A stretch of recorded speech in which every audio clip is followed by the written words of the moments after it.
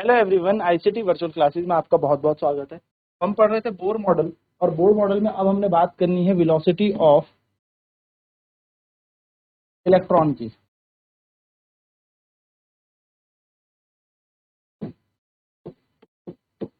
यानी कि जो इलेक्ट्रॉन होते हैं उनका वेग क्या होगा, इलेक्ट्रॉन का वेग। ठीक है, इलेक्ट्रॉन का वेग क्या होगा। तो चलिए बात कर लेते हैं कि क्या वेग होता है इलेक्ट्रॉन। ठीक है,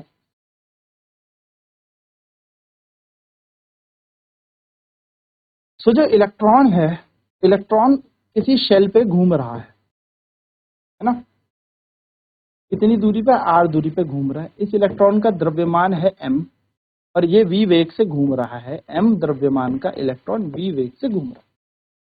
तो बोर के पोस्टुलेट के अनुसार इलेक्ट्रॉन उन्हीं ऑर्बिट में घूमता है। Electron will revolve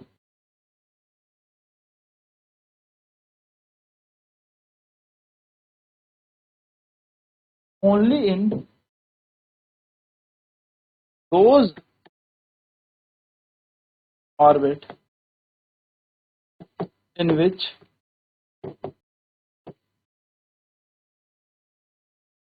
angular momentum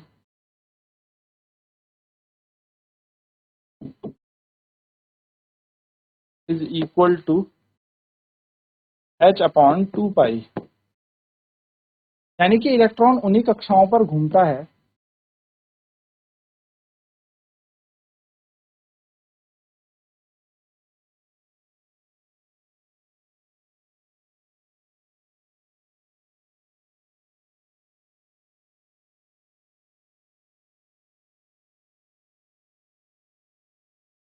जिनका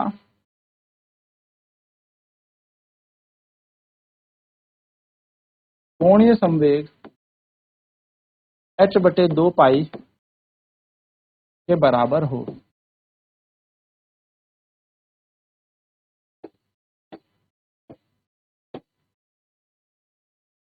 mvr किसके बराबर हो, nh अपॉन 2 पाई। अगर मैं यहाँ पे v का मान निकालूंगा तो ये निकल जाएगा nh अपॉन 2 पाई m, 2 पाई m into r। nh upon 2 पाई एम आर, ये हमारे पास क्या बन जाएगा, यहाँ से वेलोसिटी बन जाएगी, वेग बन जाएगा। चलिए फटाफट से लिख लें इसे।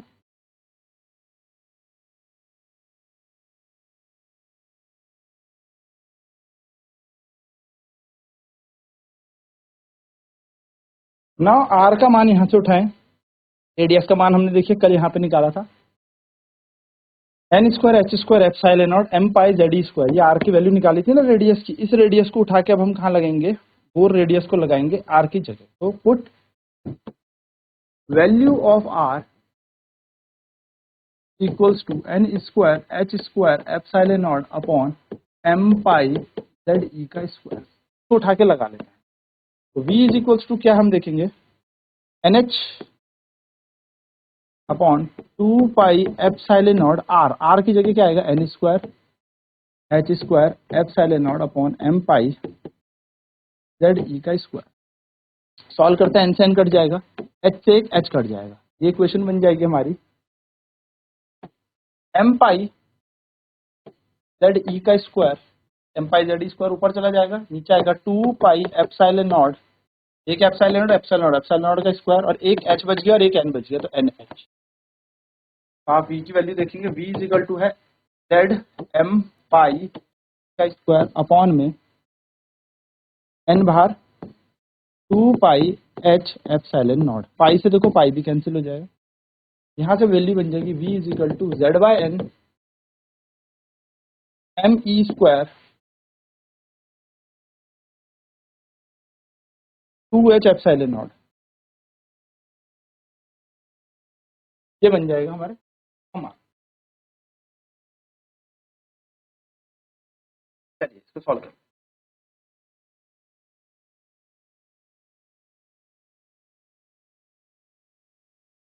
एक m भी होगा यहाँ पे ना, एक m भी था यहाँ पे, तो एक m और भी यहाँ पे रखेंगे 2 पाई m। m से हमारा लास्ट वाला m भी कट जाएगा, तो बन जाएगा v is equal to Z e square upon n 2h epsilon not.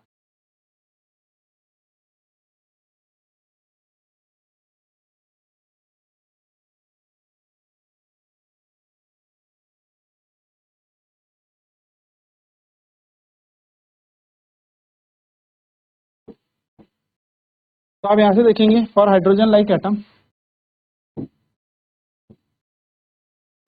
और हाइड्रोजन लाइक एटम, हाइड्रोजन जैसे एटम के लिए z का मान कितना होता है 1। अगर z 1 है तो v बराबर आ जाएगा E square upon n 2h epsilon naught. तो यहाँ से हम कह सकते हैं v is inversely proportional to n, यानी कि जैसे जैसे जैसे जैसे शेल से इलेक्ट्रॉन दूर जाता जाएगा, शेल से इलेक्ट्रॉन दूर जाता जाएगा, उसकी स्पीड कम हो जाएगी। यानी कि ये वाला इलेक्ट्रॉन बहुत तेजी से रोटेट कर रहा होगा और ये वाला इलेक्ट्रॉन बहुत हल्के रोटेट कर रहा है ना। तो ये बात ध्यान में रखिए कि as we go far from the nucleus, as we go away from the nucleus, as we go away from the nucleus, the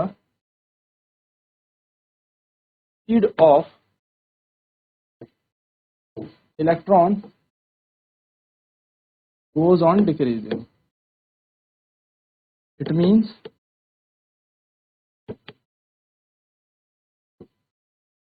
the electron nearer to the orbit, nucleus will move fast.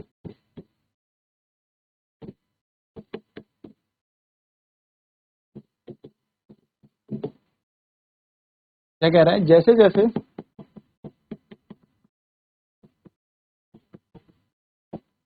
कक्षाओं की संख्या या कक्षा की संख्या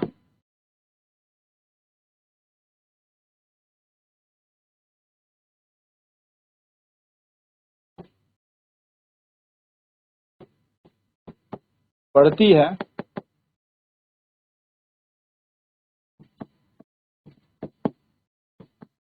वैसे वैसे electron की चाल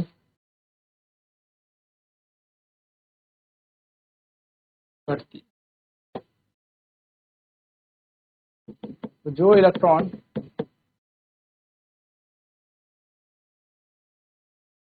नाभिक के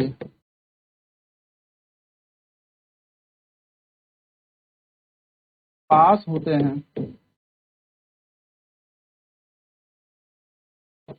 वो तेज वेग से घूमते हैं।